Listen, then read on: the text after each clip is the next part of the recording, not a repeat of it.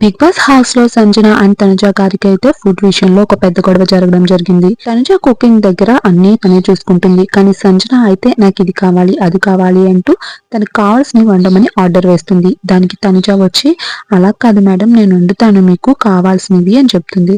దానికి సంజన అయితే నువ్వేంటి నాకు చెప్పేది, ఇంకో ఇవి ఉన్నాయి నాకేంటి, నాకు వండడానికి ఇంత డిస్కషన్ ఏంటో అంటూ తనుజ మీద అయితే కోప్పడిపోవడం జరుగుతుంది. తనుజ అయితే సంజనకి ఎంత ఎక్స్ప్లెనేషన్ ఇచ్చుకోవాలనుకున్నా సరే నేను ఫుడ్ తిన్న ఈ చిన్న విషయానికి ఫుడ్ గురించి గొడవ పెడతారా అంటూ బెడ్రూమ్ లోకి వెళ్ళిపోతుంది. దాంతో తనుజ అక్కడ కూడా వెళ్ళి ఎక్స్ప్లెయిన్ చేద్దామని చూస్తుంది.